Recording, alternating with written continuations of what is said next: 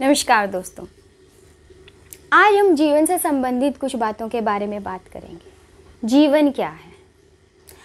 आजकल बड़ा एक कल्चर सा चल रहा है, इट्स माय लाइफ, और ये एक सहारा लेकर हर कोई अपनी ज़िंदगी अपनी तरह जीने की कोशिश करता है। सबसे कट जाता है, कोई कुछ मत कहो उसे, ना परिवार कहो, ना माँ बाप कहो, ना भाई बहन कहो, ना दोस्त रिश्तेदार, कुछ नहीं। इट्स माय लाइफ, जैसे मैं चाहूँ वैसे जीऊँ। पर सचमुच के इट्स माय लाइफ है? सोचिए, ये जो इतनी अधिक जो आजकल चल रहा है कि मेंटल हेल्थ मैटर करती है, क्या ये इन्हीं के ऊपर बेस्ड नहीं है? क्योंकि इट्स माय लाइफ का मतलब है मेरी ज़िंदगी है, किसी को कोई फ़र्क नहीं पड़ता, मैं सबसे अलग हूँ, और सब अलग हो जाते हैं। बाहर वो खुशियाँ ढूंढते हैं जो उन्हें मिलती नहीं, जो घर में उनको सपोर्ट मिल रही होती है उसे वो लेते नहीं हैं। बच्चों को ये सिखाने की ज़रूरत है। मैं एक माँ होने के नाते ये समझती हूँ, मेरा दायित्व कि मैं अपने बच्चों को ये बताऊँ कि ज़िंदगी सिर्फ तुम्हारी ज़िंदगी नहीं है। इट्स माय लाइफ कह के तुम पीछा नहीं छुड़ा सकते। तुम्हारी ज़िंदगी सबसे जुड़ी हुई है। तुम जो भी कदम उठाओगे उसका इफ़ेक्ट जो है वो तुम्हारे पेरेंट्स पे, तुम्हारे भाई बहनों पे, परिवार पे पड़ेगा। इसलिए तुम्हें उनके साथ जुड़ना चाहिए। और जब बच्चा परिवार से जुड़ जाता है तो वो कभी भी इतना एक्सट्रीम स्टेप नहीं उठाता जिसके लिए सबको रिग्रेट करना पड़े। तो उसे जोड़िए अपने परिवार से, अपने रूट से।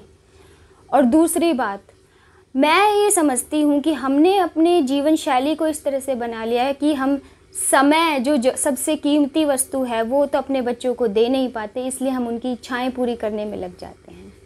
हमें उनकी इच्छाएं नहीं, सिर्फ उनकी ज़रूरतें पूरी करनी चाहिए।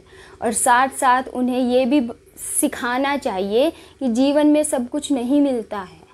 ज़रूरी नहीं कि तुमने मांगा और तुम्हें मिल गया, तुमने जो चाहा तुम्हें मिल गया। नहीं, जो मिल रहा है उसमें खुश रहना सीखो, अपनी ज़रूरतें पूरी करना सीखो, क्योंकि इच्छाओं का कोई अंत नहीं है। और तीसरी बात जो मैं महसूस करती हूँ, हम ये क्राइटेरिया बना दिया है कि ये सफल होने का क्राइटेरिया है, इतने % मार्क्स आने चाहिए, इस इंस्टीट्यूट में एडमिशन होना चाहिए, इतने पैकेज की जॉब चाहिए, यही एक सफल जीवन का आधार है। लेकिन ये नहीं है, नहीं है। पैसे के पीछे भागना ना सिखाएं बच्चों को। बच्चों को सिखाएं जीवन के प्रति कैसे आदर से जिया जाए, जीवन को एक आदर की दृष्टि से देखा जाए। ये नहीं कि झोंक दो अपने आप को पैसा कमाने के पीछे, झोंक दो अपने आप को नंबरों की होड़ के पीछे। कुछ मैटर नहीं करता। एक मानव जीवन सबसे ज़्यादा मैटर करता है।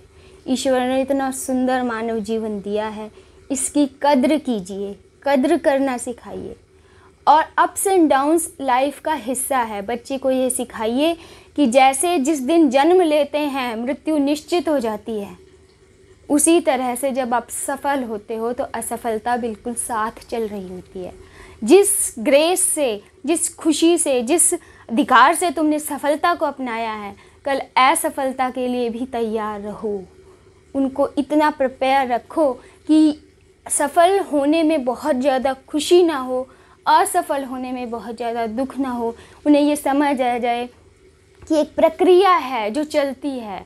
अगर सफलता नहीं रही तो असफलता भी नहीं रहेगी, अगर सुख भरे दिन नहीं रहे तो दुख भरे भी नहीं रहेंगे, लेकिन अपने हमेशा साथ रहेंगे।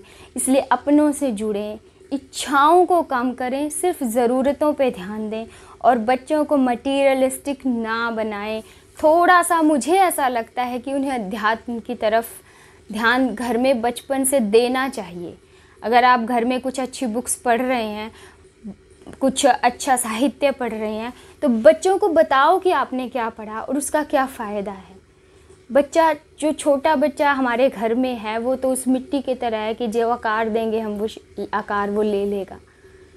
आज मुझे बहुत ज़रूरत महसूस हुई कि मैं ये बात कहूँ कि इकोनॉमिक क्राइसिस भी आते रहेंगे। इस तरह से पैंडमिक जो आई है, ये सबसे बड़ी दुश्मन आई है हमारे यूथ के लिए, खासकर जो एंजॉय करता था बाहर, जिसने लाइफस्टाइल बिल्कुल बदल दिया। लेकिन आज हम अपने बच्चों को ये सिखाएं कि हमने ऐसा समय देखा है, कल को तुम्हें भी देखना पड़ सकता है, समय कैसा भी आ सकता है। उस समय में भी खुशियाँ ढूंढें, छोटी छोटी खुशियाँ ढूंढें, और ये बात हमेशा याद रखें कि मानव जीवन सबसे अधिक महत्वपूर्ण है और इसलिए इसे जिएं और खुशी से जिएं। सुख दुख आते जाते रहेंगे, वो कभी स्थिर नहीं होते, कभी भी स्थिर नहीं होते। शोहरत दौलत भी कभी स्थिर नहीं होती, आती है चली जाती है। लेकिन मानव जीवन की कद्र करें, वैल्यू करें और खुश रहें।